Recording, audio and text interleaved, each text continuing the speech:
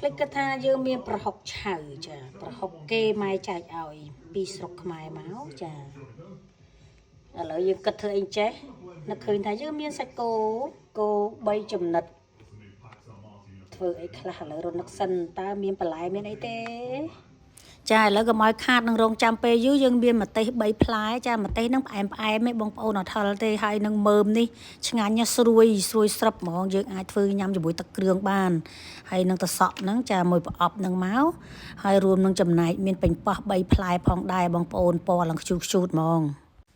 ឥឡូវយើងដាក់ខ្ទះដាក់ប័រអីមកចាហើយខ្ញុំបាញ់ប្រេងអូលីវថែមបន្តិចបន្តួចទៀតដើម្បីឲ្យវាមានសំណើមជាងមុនណាចាបងប្អូនឃើញខ្ញុំដាក់សាច់គោហើយអត់យកសាច់គោទៅលាងទឹកអញ្ចឹងកុំឆ្ងល់ណាបងប្អូនព្រោះបងប្អូនខ្លះគាត់ថាមិនបានអត់យកសាច់គោលាងទឹកនេះគឺជាវាមកពីនាយអញ្ចឹងតែម្ដងចាគឺវាមានអនាម័យស្រាប់ហើយបងប្អូនចានៅទីផ្សារគេហ្នឹងគេវ៉ែបខ្ជុំសៀវឡើងស្អាតហើយយើងយកមកហើយសាច់គោវាថ្មីទៀតយើងមិនត្រូវការប្រើឬក៏លាងទឹកអីទេដោយសារជួនទៅលាងទឹកអាចចូលមេរោគវិញអានេះគឺខ្ញុំចេះដឹងក្បួនពីខាងរេស្តូរ៉ង់បងប្អូនចាគេប្រាប់មកអញ្ចឹងដែរហើយឥឡូវសាច់គោ3ដុំខ្ញុំហ្នឹងគឺថាខ្ញុំចៀនចាខ្ញុំដាក់វាមិនសូវជាឆ្អិនប្រមាណទេឆ្អិនតែ50%ចាដើម្បីខ្ញុំធ្វើជា steak ខ្លះគ្រួសារខ្ញុំក៏អត់ញ៉ាំទឹកប្រហុកទេអញ្ចឹងខ្ញុំទុកនិយាយទៅខ្ញុំញ៉ាំតែ1ដុំទេទុក2ដុំឲ្យគាត់ឥឡូវយើងកុំឲ្យចំណាយពេលយូរពេកគឺថាយើងដាក់ភ្លើងរឹមអញ្ចឹងណាបងប្អូនដើម្បីកុំឲ្យវាខ្លោចឬក៏ឆ្អិនពេកខ្ញុំងាកមកធ្វើទឹកប្រហុកចាទឹកប្រហុកតែ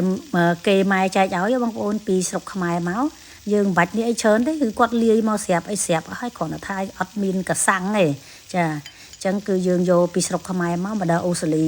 ហើយខ្ញុំដាំទឹកក្តៅមកយើងដាក់ទឹកក្តៅមកចាហើយយើងប៉ុនវាទៅចាហើយរួចជាស្រេចបានមកពេលបងប្អូនយើងមិនបាច់ចាំកច្រាំនាំហត់ទេចាបន្ទាប់ពីខ្ញុំកូរ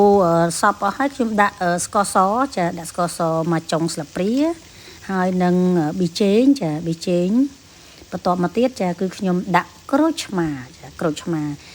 តាមពិតទៅប្រហុកហ្នឹងក៏វាមិនសូវជូរហើយក៏វាមិនសូវប្រៃដែរប៉ុន្តែយើងដាក់ល្មមទៅហើយយើងលាយទៅហើយយើងភ្លក់មើលថាតើល្មមនឹងអ្វីដែលយើងចូលចិត្តអត់អញ្ចឹងណាបងប្អូនចាបន្ទាប់មកខ្ញុំកាត់ម្ទេសមួយកណាត់ចាដាក់មួយកណាត់សិន